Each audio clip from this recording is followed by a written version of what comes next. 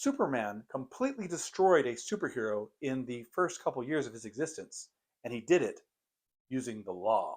When Superman first appeared in 1938, he revolutionized the publishing world. Comic books had been around for a bit by that point, but they'd mostly been reprints of newspaper comics, and when they were original comics, they were, comedies, mysteries, adventure books, but superheroes were a new thing. And when Superman came out, they sold like gangbusters. So everybody else wanted to get on the action. Bruns Publications decided, hey, let's hire a really good artist. They found this unknown guy named Will Eisner and said, make us a Superman type character. And he drew for them Wonderman. Bursting onto the scene just 11 months after Superman's first appearance by pushing a giant vehicle out of the way, Wonderman was clearly in the Superman mold. Of course, his origin is very different.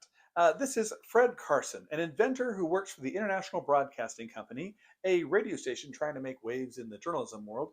And his life was very different after he went to Tibet, where he met a yogi in a turban.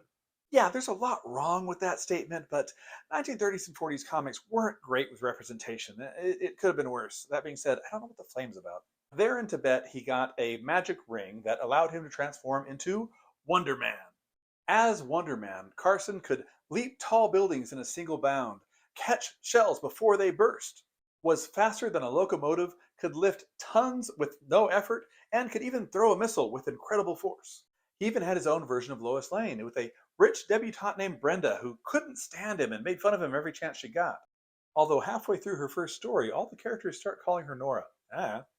And I mentioned that Carson was an inventor. Much like early Superman stories, this guy's a genius with a bunch of cool gadgets. For example, here is a television that he created that would allow him to see a battlefield on the other side of the world.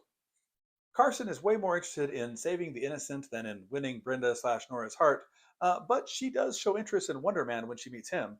And of course, there is a romantic rival in the form of Reggie Barold. And you know you never can trust a millionaire playboy.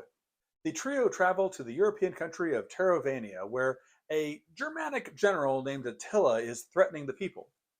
Will Eisner hasn't really established his style as an artist yet, but that's a pretty cool jump. Wonder Man immediately bursts into Attila's war room, destroying walls, guns, and showing off his skills.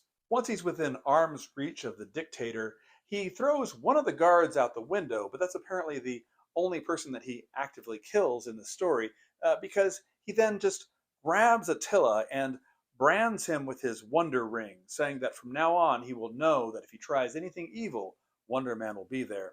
This was actually a common trope in the 30s and 40s when heroes like the Saint or the Shadow would brand their criminal captives, and this would serve as a reminder to, stop doing crime and show everybody else this person was a bad guy. It's also probably why Batman does that branding bit in Batman v Superman, but it really makes no sense for Batman's character, and I have no idea why they thought that was a great thing to add to the mythos. And after putting Attila in his place, Wonder Man recruits Reggie to help save the people of Terrovania, and surprise, surprise, the Playboy is no good at that. The comic is passable as 1939 comics go, but it's also clear that the company really had high hopes for more of Wonder Man, not only promising a new Wonder Man story next issue, but a free Wonder Man ring if you wrote in and became a fan. This was actually pretty common back then. Fans of Captain America could get a little tin Sentinel Liberties badge, and fans of the Shadow and others could get other kinds of decoder rings and stuff. It was a cool thing back then. I wish they'd bring that kind of stuff back.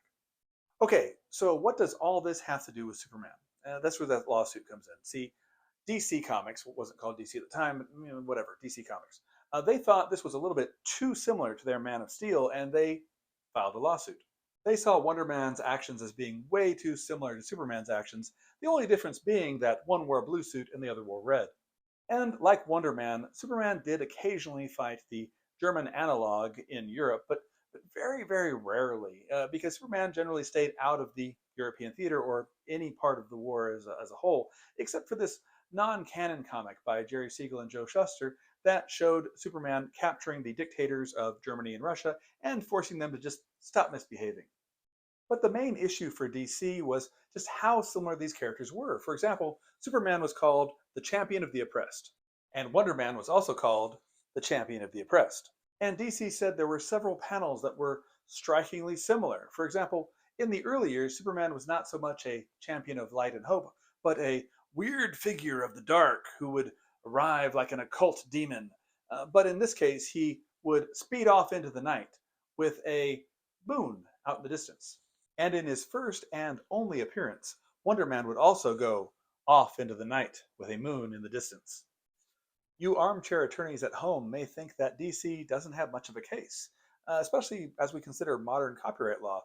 It seems like DC is trying to protect the idea of a super powerful man, and you cannot copyright an idea, only the expression of that idea. That being said, Will Eisner later claimed that when it went to trial, he actually spoke before the judge and said, "Yeah, they told me to copy Superman." Of course, if you checked the trial transcripts, when they asked him, "Had you heard of or read Superman comics?" he says, "No, sir." And when he was asked if he tried to copy Superman, he said, "No, sir." Regardless, Eisner left the company and he did pretty well for himself, making a name especially in the Spirit comics published in newspapers. Eisner became such a big deal in comics and graphic novels, like his critically acclaimed A Contract with God, that he has become the standard in the industry, and the industry awards are named after him.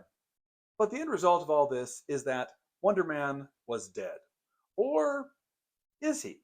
See, Wonder Man is now part of the public domain, and with public domain being such a big deal this year, since, the whole Mickey Mouse thing being public domain, sort of, kind of, not really, um, there's a lot of talk about what you, as a potential creator, could do with a public domain character.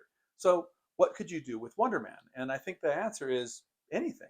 The two best things I would think of is either lean into the Superman thing, make him even more like Superman than he was before, because, I mean, honestly, there are so many Superman knockoffs from just about every comic book company that makes superheroes that it would be fine to do as long as you don't literally make him Superman, or go the complete other direction and make him an entirely different and very unique character, despite having a very genericized beginning.